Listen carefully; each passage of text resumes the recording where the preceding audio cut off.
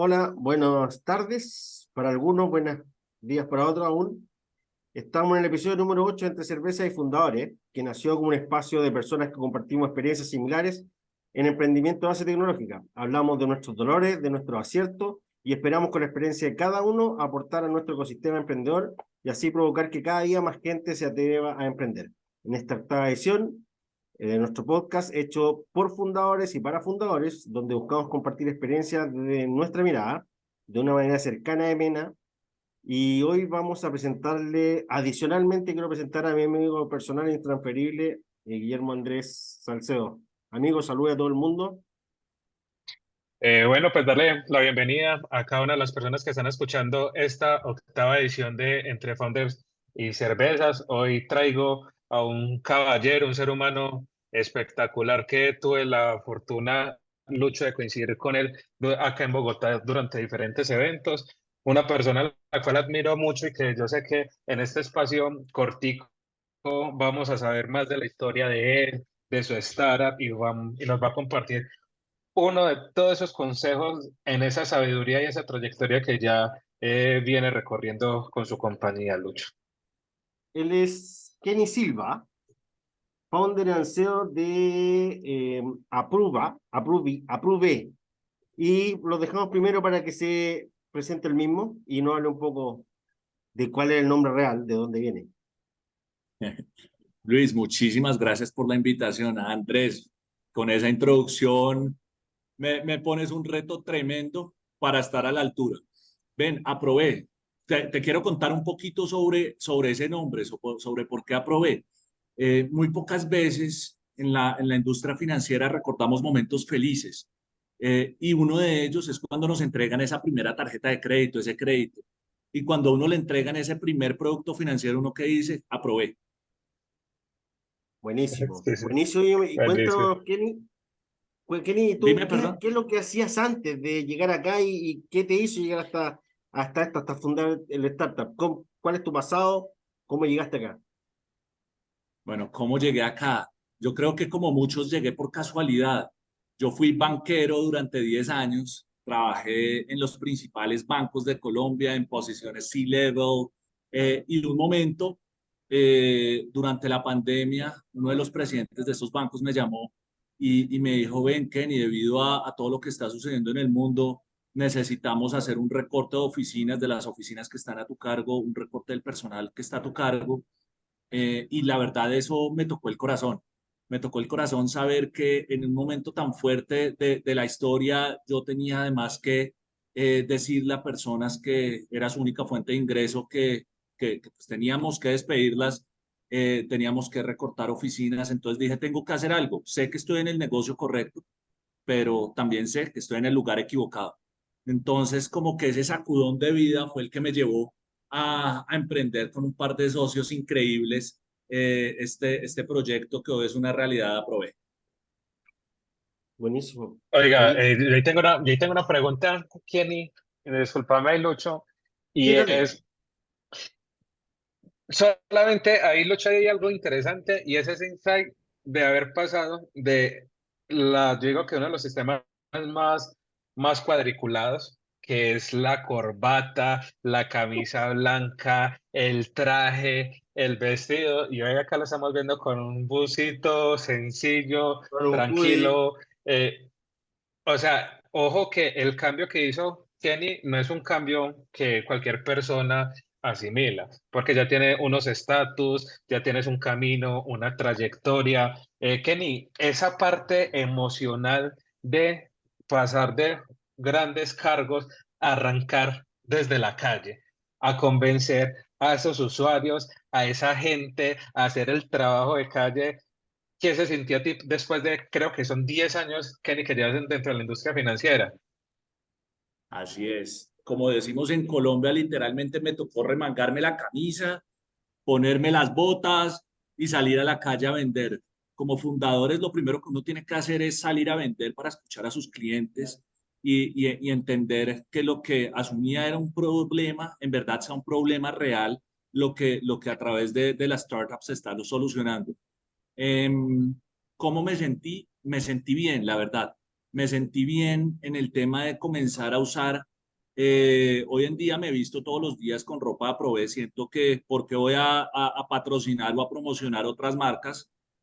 Todas mis camisas, todas mis camisetas dicen Aprobé. Si quiero una camisa más bonita, me compro una camisa más bonita, pero que diga Aprobé. Eh, y Vives y cómo me respiras sentí. Aprobé. Totalmente, completamente, completamente. Y el equipo con el que trabajo también, mis socios también, todos respiramos y vivimos Aprobé.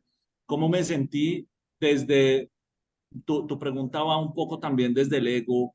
En temas corporativos, los equipos son muy grandes, hay un respeto grande por las posiciones jerárquicas. Eh, Sin embargo, soy de la firme convicción de que doctor, el que estudie medicina, y que los líderes están para ayudar. Entonces, aun cuando estaba yo en el mundo corporativo, mi filosofía siempre fue puertas abiertas, no es liderazgo desde la imposición, sino desde qué puedo ayudar. Y yo creo que eso ha sido un factor decisivo para que en este nuevo rol Aprobé sea tan exitoso como lo es hoy. Buenísimo. Y en sí, Kenny, ¿qué es lo que hace Aprobé? Para que le explique a todo el mundo que pueda entender, Aprobé ¿qué es lo que es? Aprobé es la primera plataforma financiera que redistribuye los márgenes en Latinoamérica. ¿Qué significa esto? Un poco más simple de entender. Somos una fintech que conectamos personas que tienen dinero y lo quieren prestar con personas que necesitan crédito, pero no le prestamos simplemente a la persona que necesita crédito, sino que le prestamos a la persona que quiere pagar. Y hay una diferencia diametral. ¿Por qué? Porque los bancos le prestan al que puede pagar. Los créditos informales le prestan al que necesita. En Aprobé le prestamos al que quiere pagar, a la persona que no tiene historial crediticio, a la persona que posiblemente nunca ingresó a un banco por desconocimiento, pero que es una persona de muy buen carácter. A esa persona que ya va corriendo, en Aprobé queremos pegarle un empujoncito para que corra más rápido. Y Oiga, ahí eso, puede esos son, cualquiera, perdón, dale, Andrés. tranquilo, Lucho. No es que esos son dos pilares, lo que nos está diciendo acá que la gente no se alcanza a imaginar, porque uno es el pilar de inclusión financiera, que es lo que busca, al menos para Latinoamérica, podamos incluir a aquellas personas que no están dentro de ese sistema crediticio actual. Y segundo, es que la redistribución de esa ganancia, normalmente lo que hace una entidad financiera es tener instrumentos de captación y a través de esos instrumentos de captación recolecta y como ya sabe a qué usuarios le puede prestar ese dinero, pues ya tiene un margen de ganancia sobre eso y la otra partecita son los rendimientos que le depositan en la cuenta a esa persona. Acá el papel se vuelve distinto, Kenny, por lo que veo. Tal cual, Andrés, lo describiste perfecto.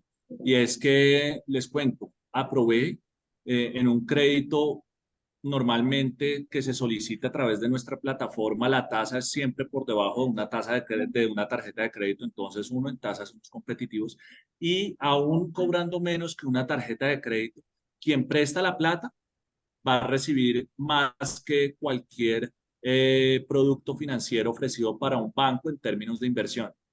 Y en Aprobé cobramos el 4%. Aún cobrando este 4%, quiere decir que quien invierte y quien presta la plata gana más que en cualquier CDT y quien toma la plata prestada va a recibir una tasa inferior a la que recibiría en una tarjeta de crédito. Las dos puntas ganan.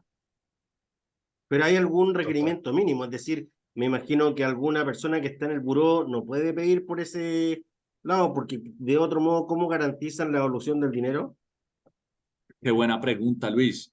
Nuestros métodos para decidir a quién se le aprueba el crédito y a quién no son métodos alternativos. No es simplemente el buró de tienes 700 puntos en el buró, pasas, porque pues para ti que tienes 700 puntos puede que hayan otras ofertas, incluyendo bancos, incluyendo otras fintech también muy competitivas. Pero lo que pasa es que no todas las personas que tienen buen carácter de pago tienen un buen puntaje. ¿Qué significa esto? Nosotros siempre ponemos el ejemplo de nuestra primera cliente. Nuestra primera cliente se llamó Blanca. Blanca es una mujer berraca, emprendedora, colombiana, que nunca en su vida había tenido un crédito, que lo único que tenía a nombre suyo era una línea de teléfono, pero nosotros sabíamos que trabajaba, nosotros sabíamos que vivía en su misma casa hace un buen tiempo, nosotros sabíamos otros datos que nos definían que Blanca efectivamente tenía un buen carácter y por ende Blanca, aunque tenía un bajo score crediticio, a través de nuestros modelos de riesgo decidimos aprobarle y hoy Blanca ya va por su segundo crédito y ha podido remodelar su casa y mejorar su estilo de vida.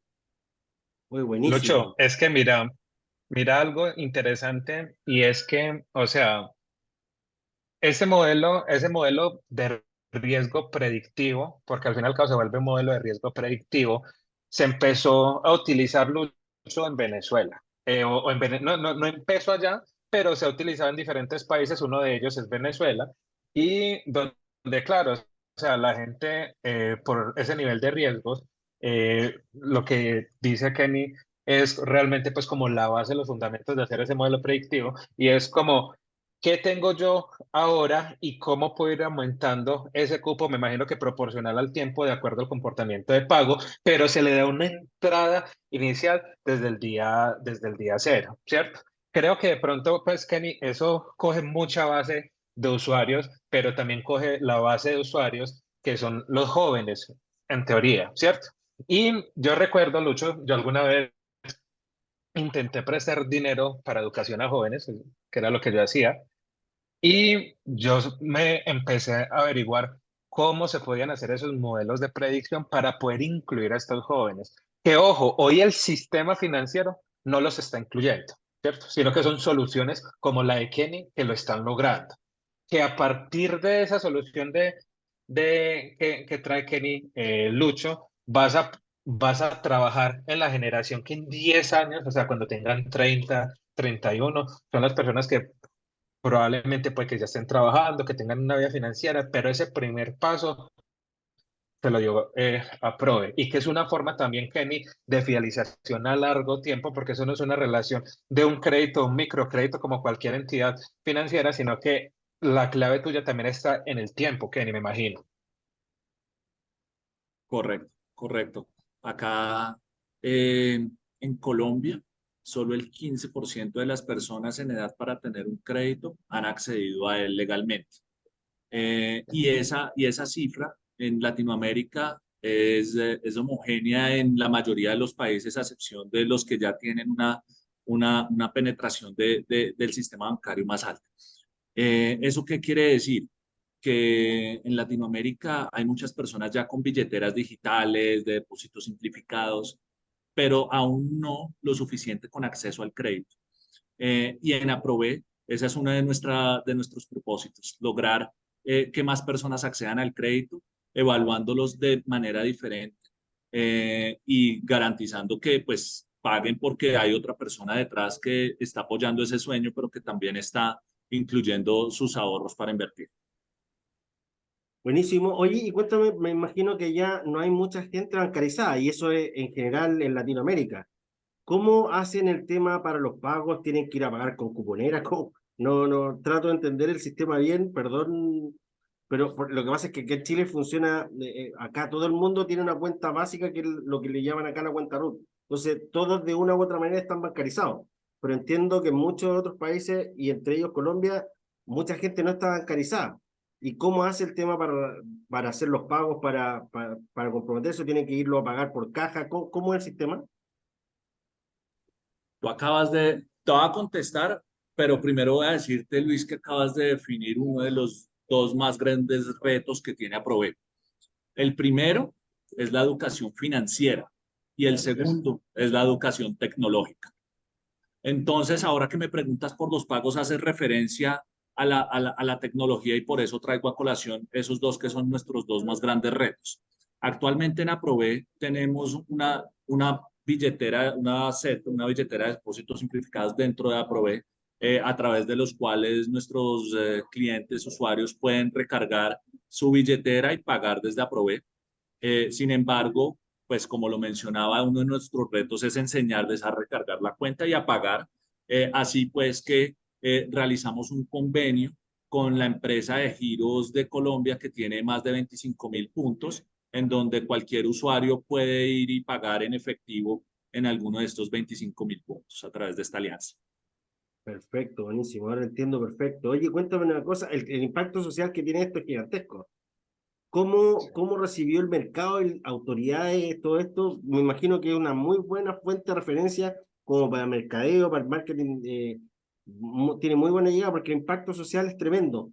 ¿Cómo lo recibió la gente en general? Mira, ahí nuevamente me haces dos preguntas en una y te las voy a contestar con una anécdota, con una historia. Hace poco estuve en un evento que inclusive Andrés estuvo allá y el founder de una startup muy grande en Colombia, a quien admiro mucho, me dijo, venga, realmente las fintechs de lending, el impacto social no es mucho porque ustedes les terminan prestando, es al que puede prestar y eso se me queda, al que puede pagar. Y eso se me quedó en la cabeza y yo no, pero nosotros sí generamos impacto. Llegué nuevamente acá a mi oficina y en la reunión de junta directiva le hice esa pregunta a uno de los miembros de la junta directiva, que fue expresidente de Colombia FinTech, un gremio muy importante, es un abogado muy reconocido en Colombia.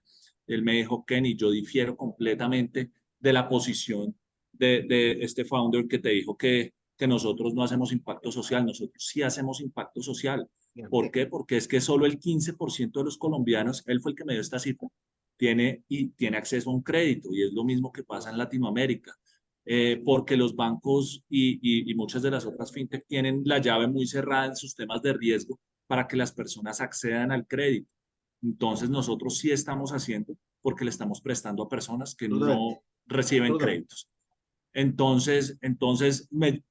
Nuestra convicción es que sí estamos generando la diferencia, que sí estamos aportando nuestro grano de arena para solucionar problemas grandes de Latinoamérica a través de la tecnología.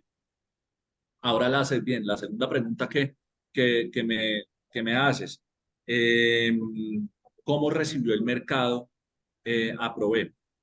Mira que como todo marketplace, porque finalmente nuestro primer producto de peer-to-peer lending es un marketplace, comienza a desbalancear. Entonces, y los préstamos tienen un instant market fit. ¿Qué significa esto? Que nosotros prendimos, sacamos publicidad y recibimos 15.000 operaciones el primer mes. Fue una locura, divino, pero teníamos el marketplace desbalanceado porque aún no teníamos la cantidad suficiente de financiadores para prestarle a los deudores. Hoy en día, ese marketplace ya está al revés. ¿Qué significa esto? Que hemos generado tanta confianza en el mercado porque venimos prestando de una manera correcta, porque nuestros clientes vienen pagando, que hoy en día hay lista de espera de financiadores, de gente con deseo de prestar y estamos buscando más personas que necesiten crédito a través de Aprove. Lo encuentro extraordinario, lo encuentro Ahí, súper. ahí yo tengo una pregunta, Kenny, y es, digamos, de cara a estos founders que van a escuchar esta entrevista, uno de los retos más grandes de construir. Parece que se está yendo, está un problema de señal, Andrés. Bueno, Sí, ahí volví, ¿cierto? ahí volviste. Eh, hay vuelvo a retomar la pregunta y es para los founders que nos están escuchando, Lucho, que nos van a escuchar dentro de los episodios. El reto más difícil de un marketplace es que tenés que tener las dos puntas, oferta y demanda, y ambas tienen igual, en diferentes proporciones, la misma responsabilidad, tanto para, en este caso, para el que compra, para el que obtiene el crédito, para el que presta ese crédito. Kenny, ¿qué técnicas o qué instrumento hiciste que generara confianza? Porque, ¿qué pasa? Cuando yo he hecho levantamientos a nivel de experiencia de usuario y empiezas a entrevistar usuarios en el sector fintech, que es donde he estado involucrado casi el último año y medio de mi vida, para la gente sigue siendo importante el título. qué sé yo, banco tal, banco tal, banco tal, para no nombrarlos. ¿Cómo resolves eso para empezar que esa marca que aprobé, que está en ese proceso de construcción y de solidificación como tal, genere esa seguridad, Kenny? Que yo vaya y ponga mi dinero y lo coloque y vaya yo solicite un crédito a esa persona. Y aparte de eso, ¿cómo con esa confianza, cómo competís contra otras soluciones que ya son B2C, por decirlo así, ¿cierto? Que son ya de la entidad como tal, para ganar ese mercado de esos usuarios que lleguen a buscar un crédito? O sea, contame ahí un poco, Kenny, que está súper interesante ese tema. A mí me encanta responder con historias. Mira que precisamente ayer estaba yo en LinkedIn scrolling down y veía la comparación de lo que eran las cuentas en redes sociales. eh, Virgin, su dueño, Cristiano Ronaldo, su empresa, eh, inclusive Kim Kardashian y su empresa. Y hoy en día las personas confían más en las personas que en las marcas o en las empresas. Entonces, lo primero que yo diría es que la confianza en un principio, el primer paso para obtener confianza es dar la cara, decir, mire, acá estamos nosotros, nosotros somos Aprobé, estas son las caras, este es el equipo, estas son las personas que están efectivamente dando este servicio y brindando esta solución. Ese es el primer paso que yo considero para generar la confianza. El segundo paso, ya entrando un poco más en la industria fintech, es los procesos. Nuestros procesos son procesos de estándares bancarios en donde nos aseguramos de hacer KYC a todos los clientes, en donde nos garantizamos de hacer un estudio detallado que es diferente, pero es un estudio real, eh, en donde nos aseguramos de tener una formalización del crédito estructurada, con los documentos legales estructurados. Nos aseguramos de que el desembolso sea transparente, cumpliendo con la regulación colombiana en términos de firmas digitales, en términos de garantizar que siempre estemos cumpliendo al no incurrir en captación ilegal de dinero. Nos aseguramos de cumplir las reglas, de hacer los procesos claros y de hacer todo como nuestra experiencia durante tantos años siendo banqueros nos lo enseña. Ustedes están Buenísimo. regulados, súper regulados. Mira que en Colombia las fintechs no hay una regulación clara hacia las fintechs específica. Entonces lo que hacemos fintechs, que estamos haciendo las cosas bien, es que tomamos regulaciones del sector financiero que aplican a otras líneas y garantizamos de seguir estos lineamientos porque sabemos que estamos en la misma línea. Te doy un ejemplo. Nosotros no realizamos captación a ninguno de nuestros financiadores. ¿Por qué? Porque el financiador le transfiere directo al deudor.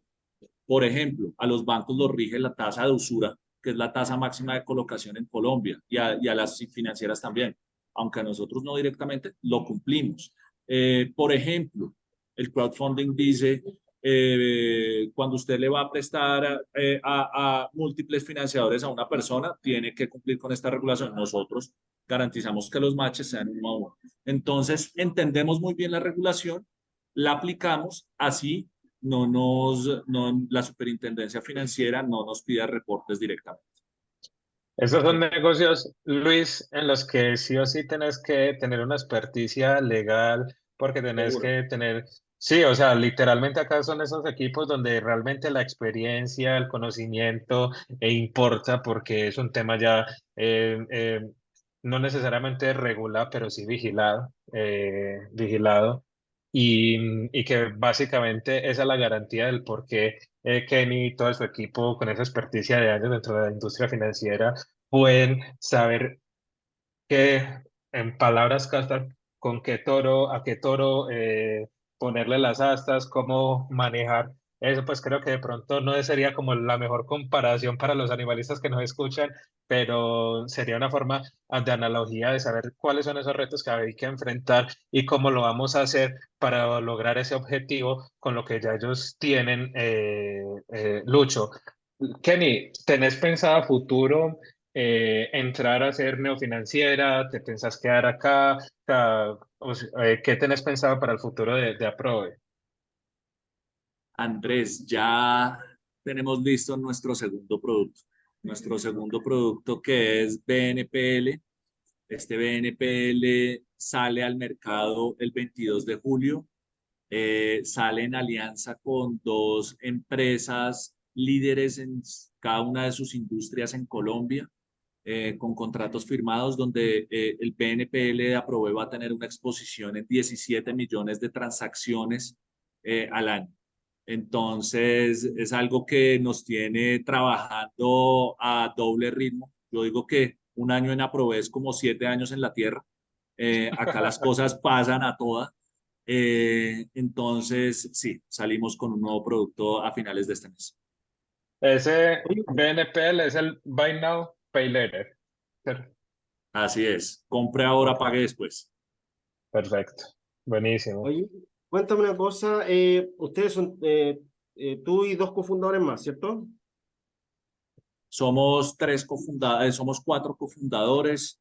Estoy supremamente orgulloso del equipo con el que contamos acá en Aprove, el equipo que hemos armado con unos pilares, una estructura muy, muy sólida. Eh, Dentro del equipo está Cristian Pinzón, que prácticamente nació echando código. Su papá era ingeniero de sistemas y no código de cualquier tipo, sino código para fintechs. Entonces, se conoce todas las reglas, se conoce cómo hacer las cosas más fáciles, más entendibles y demás. Tenemos a Marcus Alawi, originario de Estados Unidos. Esta es su segunda startup, ya montó una PropTech exitosa, rentable, levantó capital y demás. Y tenemos a Oscar Vallejo, que es un amigo mío de la infancia, desde los 3 años hemos sido amigos, y él ha tenido la oportunidad de liderar equipos comerciales de gran tamaño y hoy él está enfocado en ventas en Aprove. Qué Oye, cracks. eso me hizo un pase súper importante con el tema del levantamiento de capital, porque según entiendo, ustedes fundaron el 2022, y ya han tenido una ronda por 400.000, según Crunchbase.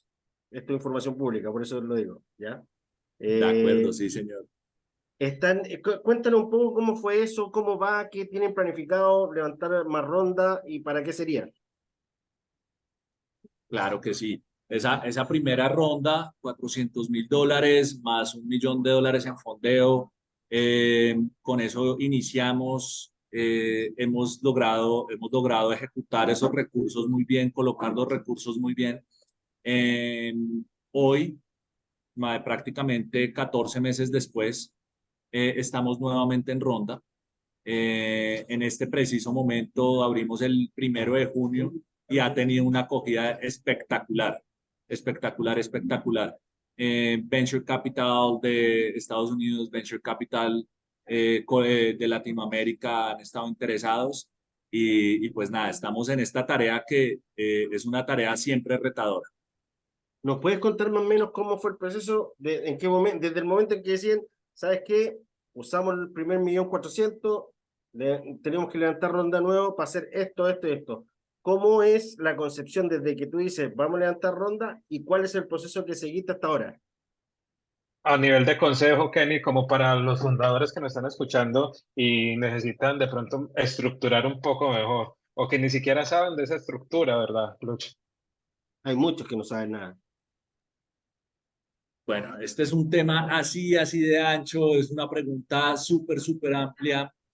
Eh, y mi mejor consejo, non-solicited advice en este momento es, antes de comenzar a levantar una ronda, es muy importante salir y que las personas conozcan sobre la startup, contarle a los venture capital en eventos informales sobre la startup. Es muy importante contar la idea sin miedo que me la copien porque estoy en un early stage. No, eso, si alguien la copia y le hace mejor, berraco y antes le ayudo. Bacanísimo.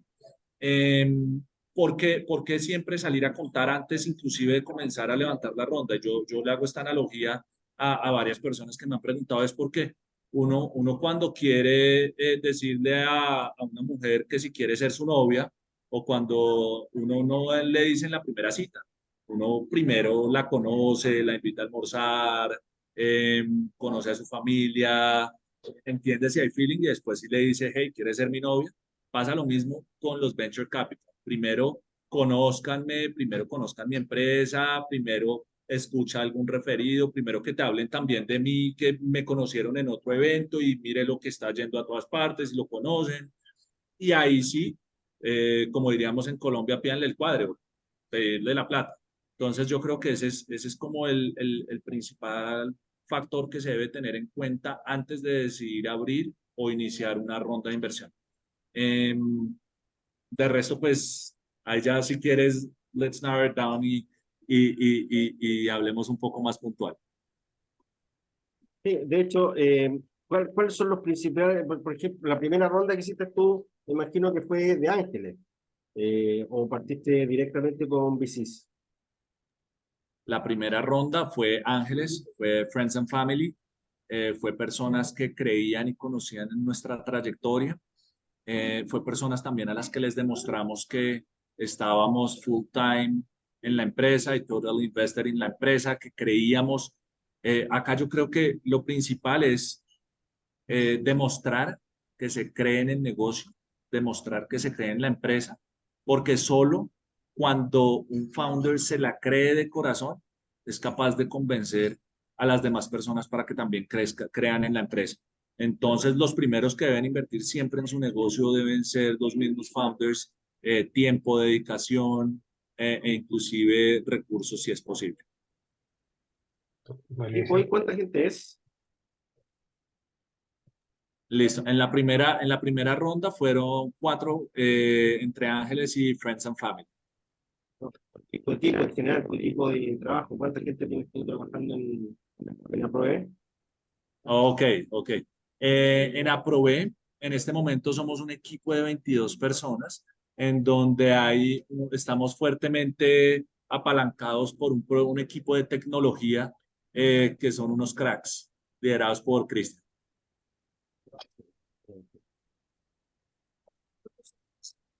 Sí, te conveniste de invertir.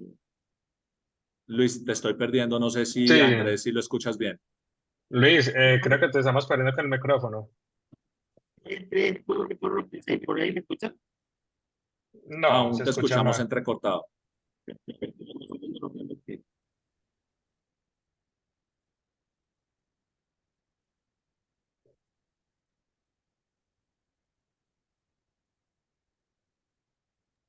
Andrés, no sabía que tú también habías trabajado en FinTech. ¿Qué notas saberlo?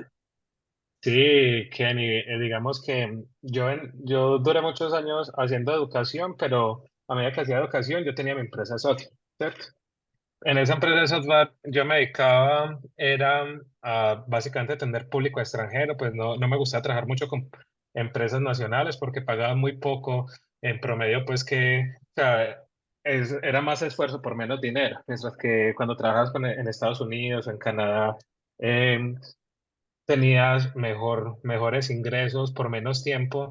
Y hay algo y es que la cultura, al menos norteamericana, se divide mucho los proyectos, entonces tienes que dedicarte como algo muy pequeño, pero ser el mejor haciendo eso. Y aparte de eso, te lo pagan súper bien en horas como tal. Y así, y resulta que así fui llegando al tema de varias fins. Allá, por ejemplo, en Canadá hice un trabajo para un banco, para el banco más grande de Canadá. Hice como varios trabajos así en diferentes productos y me empezó a gustar mucho el tema de fintech. Tanto así que, mejor dicho, yo había construido mi plataforma de préstamos de créditos y como yo ya tenía un público de estudiantes como tal, pues yo lo que quería era democratizar el acceso a la educación por medio de créditos educativos, pero un poco mejor pensados que los del mercado. ¿Por qué? Porque, por ejemplo, yo me preguntaba, Kenny, y es, listo, me quiero ir para Australia a estudiar, tengo que dejar unas garantías acá en Colombia, ¿cómo hago para que ese estudiante que va a viajar al nivel del mundo, eh, podamos prestarle y financiarle su educación en Australia y que desde Australia esa persona nos pague de acuerdo a unas metodologías o algo por el estilo? Entonces, era bastante pues como el riesgo y la vida me fue colocando poco a poco hasta liderar ya la experiencia de usuario para una neofinanciera que dentro de poco se anunciará acá en Colombia, donde tuve el honor de trabajar con una gente muy crack y de aprender de productos de captación y de colocación de créditos maravilloso. Entonces, mira que en la vida, o al menos en tecnología, tenés que saber de no necesariamente muchas cosas, sino que la vida te va poniendo en los lugares donde tienes que estar. Y eso es lo bonito de esta industria, Kenny. Interesantísimo. Por eso, súper emocionado cuando dije, no, vamos a entrevistar a Kenny, vamos a hablar de la industria fintech, aprender de lo que hace para lograr algo bien, bien bonito a la audiencia. Lucho, ¿ya lograste Sí, sí, acomodar? ya estoy de vuelta. Oye, lo que Perfecto, iba a Lucho. preguntar yo, Kenny, en tu inicio, cuando partiste el 2022, ¿cuáles sientes tú que fueron tus principales dolores cuando fundaste esto? ¿Y qué habrías hecho diferente? ¿Qué te hubiese gustado que un fundador te hubiese contado, oye, por aquí no era, era por acá? Uf, qué buena pregunta. Hace poquito leí un artículo sobre las 5 formas de morir para una startup. Y te digo algo, hemos pasado como 6. Eh, o sea, ya podemos complementar ese artículo. Entonces, los retos han sido todos. Hoy uno de los mayores aprendizajes y para contestar puntual, que me habría gustado conocer antes es los vesting agreements, los contratos de vesting. Eh, Creo y soy fiel convencido que todas las startups entre socios y con proveedores y con absolutamente todos los contratos deben ser por vesting, de tal forma que si yo trabajé, tengo acciones. Todos empezamos y para aclararle también un poco a todas las personas que nos están escuchando que es un contrato de vesting. Si la empresa nace con 1.000 acciones, 100 acciones son para los fundadores por haber empezado juntos, pero en las otras 900, cada uno se las tiene que ganar y se las tiene que ganar o con trabajo o con plata o con dinero. De tal forma que cuando lleguemos a esa primera ronda, si estamos todos nivelados, es porque todos pusimos el mismo trabajo, todos pusimos el mismo interés y no solo fue ese momento romántico en donde nos sentamos y dijimos, vamos a cambiar el mundo. El mundo se cambia con trabajo y el trabajo se debe recompensar con acciones en una startup. No, buenísimo, buenísimo, súper concepto y es verdad. Eso son las cosas que a poco lo educan. Nosotros pasamos hace poco por una aceleradora y por ejemplo, la TAM, no sé si la has escuchado nombrar, pero nosotros nació este podcast justamente por lo mismo, porque como fundadores hay muchos que son primerizos.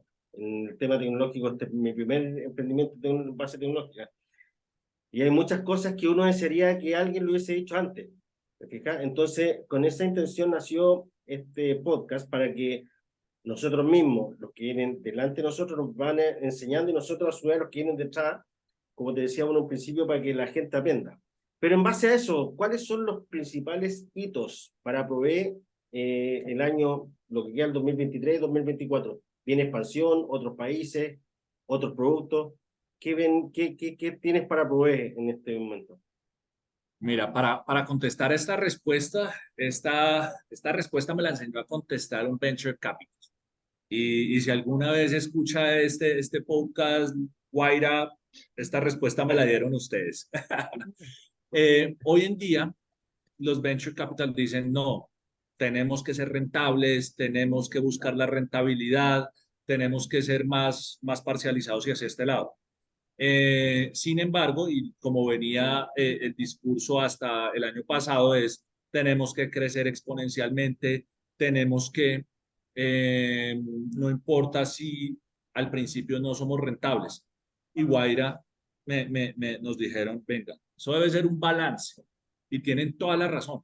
Si nos dedicamos solo a ser rentables, vamos a ser una pyme, vamos a ser una empresa bootstrapping, muy exitosa en 15 o 20 años, en donde de pronto mis hijos van a venir a trabajar en ella. Y por el otro lado, si nos dedicamos solo a crecer, sin medir nuestra rentabilidad, pues vamos a poder llegar a ser una burbuja que en el momento en que le exijan rentabilidad, pues no va a haber nada dentro. Entonces, como todo en la vida, debe ser un balance. un balance entre rentabilidad y Sí. crecimiento exponencial. Sin crecimiento exponencial, esto no es una startup de base tecnológica. Entonces, debe ser ese balance. En ese balance, y para contestar tu pregunta, nuestra meta para el 2023 es, uno, brindar esa oportunidad, esas 17 millones de transacciones, 15 a través de la pasarela de pago, 2 a través de la empresa de transporte, brindarle la posibilidad de que compren ahora y paguen después sus productos. Con una participación de mercado de solo el 1%, tendríamos 170.000 operaciones en solo nuestros primeros 18 meses de haber sido creados, que eso es crecimiento exponencial. Dos, internacionalización. De la mano con la pasarela de pagos que estamos trabajando, ellos ya trabajan en México y República Dominicana, entonces sería nuestro crecimiento natural ir con este aliado a mercados en donde ya es exitoso. ¿Cuál es tu principal Buenísimo. aprendizaje en estos años de startupero? Mi principal aprendizaje es que debemos perder el miedo a experimentar y debemos experimentar utilizando el método científico con MVPs de bajo costo. Ese es mi principal aprendizaje. Súper buen consejo en todo caso, súper buen consejo.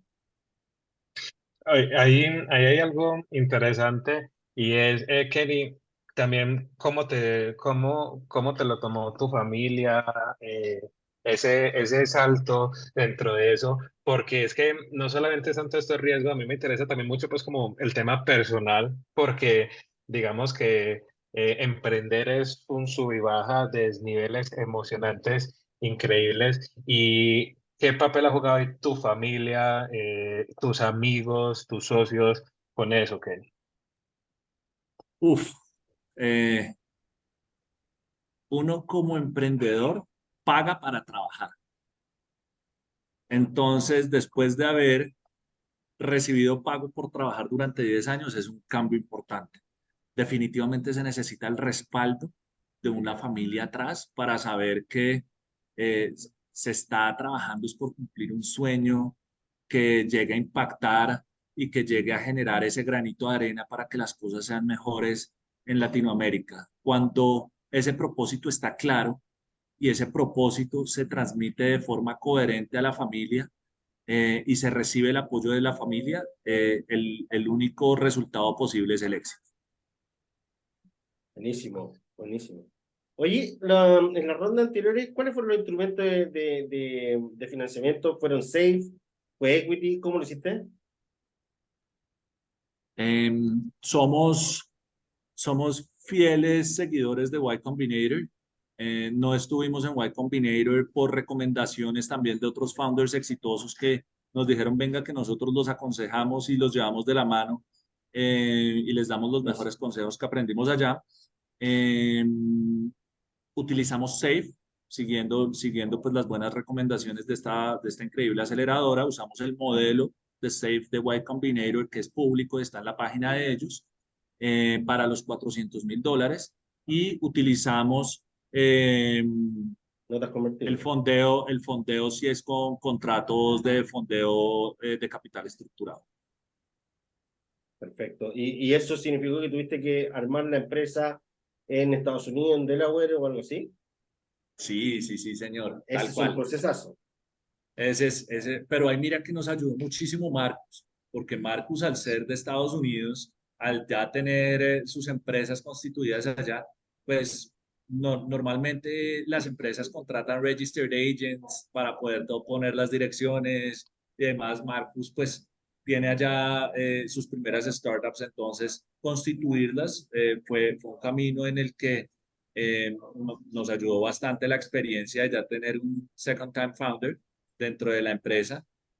Cómo hacerlo, también hay mucha documentación súper interesante de Y Combinator pública, en donde hablan sobre el sándwich de Delaware, sobre constituir posteriormente en Serie A o Serie B ya la empresa en Islas Caimán.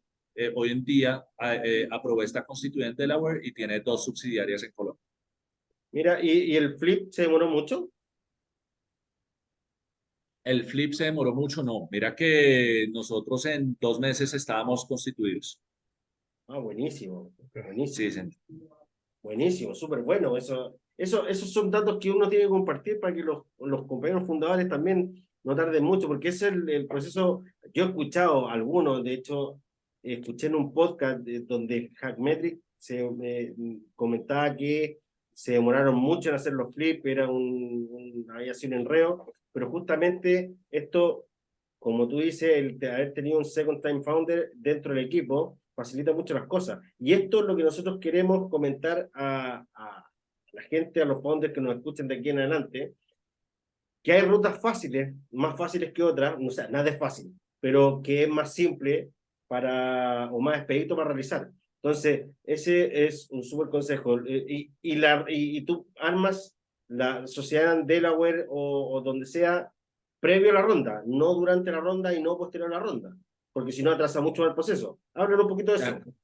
De acuerdo, y vengan, les voy a dar otro consejo muy, muy chévere de un error que cometimos, que tuvimos que subsanar en el proceso o en el camino, y que sé que otros fundadores han cometido, y es que en Delaware hay varias formas de constituir empresas. La más famosa es C Corp, pero nosotras las startups no debemos tener C Corps, sino LLC. Nosotros entramos a la ronda con una C Corp. Nuestra junta directiva nos dijo, pongan cuidado porque por ahí no es. Fuimos a revisar, en Venture Capital nos dijo, por ahí no es. Tuvimos que hacer el cambio de C Corp a LLC muy rápido, y es un consejo, como tú lo dices, que me habría encantado escuchar antes de iniciar. ¿Y cuál es la diferencia? ¿Por qué no C Corp y sí LLC? Eh, ¿Por qué? Eh, Por temas de impuestos en el Tributario. momento de la emisión de las acciones. Ya.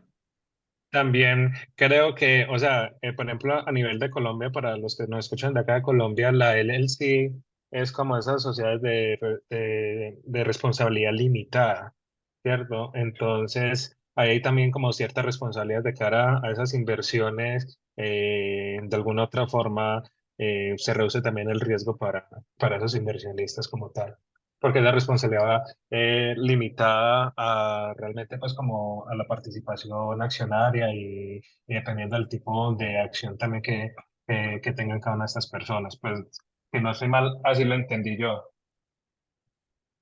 Oye, Tienes cuéntame, razón, Kenny, cuéntame una señor. cosa, ya casi ya finalizando el tema de entrevista, me gustaría saber, ¿te da el tiempo para leer todo lo que estás haciendo el día a día? Y si es así, ¿algún libro de cabecera que nos quisiera recomendar? Mira, más que leer, me he vuelto un fiel seguidor a los podcasts. Buenísimo.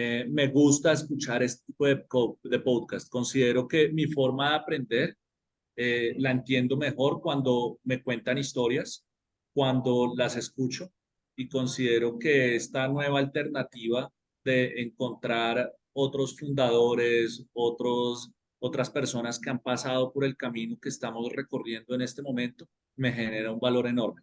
Entonces, el tiempo, yo creo que con disciplina se logra.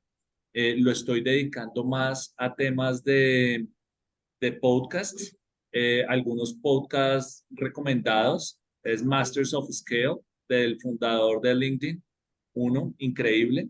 Diaries of a CEO, buenísimo también. Y en español, Enzo en Startupable también lo sigo constantemente. Buenísimo. Bueno, y ahora entre cerveza y fundadores, pues, Kenny. Clarísimo, Por clarísimo. favor, por favor. Y recomiéndanos, porque Y nosotros, recomendadísimo.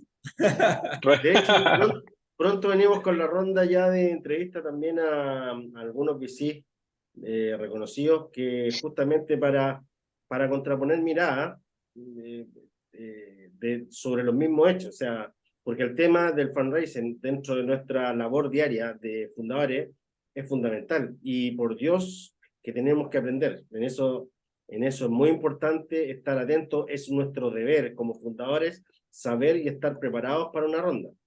Así que es harto que decir. Oye, amigo mío, una cosa. Al final, ¿algún founder, amigo, conocido tuyo que tú digas, este gallo es un crack, es bueno que también lo entrevisten? Claro que sí. Mira que en mi época en que trabajaba en banco, tenía un compañero en el 2014 que decidió lanzarse al agua, montar su startup y fue un modelo a seguir. Fue de esas personas que uno dice, ve, si él puede, yo también. Entonces, Andrés Pérez de LQN, una PropTech que acaba de romper un hito de haber tramitado más de 205 millones de dólares en créditos Wow. de hipotecarios, eh, muy exitoso. Yo creo que Andrés Pérez estaría feliz de participar acá en tu podcast. Agradecido, amigo. Espero que después nos hagan la intro. Y con esto terminamos nuestra sesión del día de hoy, agradeciéndote 1.000.000 el tiempo, la sabiduría y el conocimiento y la disponibilidad para compartirlo con nosotros y con el resto de los fundadores a través nuestro. Así que muchas gracias, Kenny, muchas gracias, Andrés, y estamos a un siguiente episodio. Que estén bien. Adiós. Luis y Andrés, mil gracias. Hasta luego.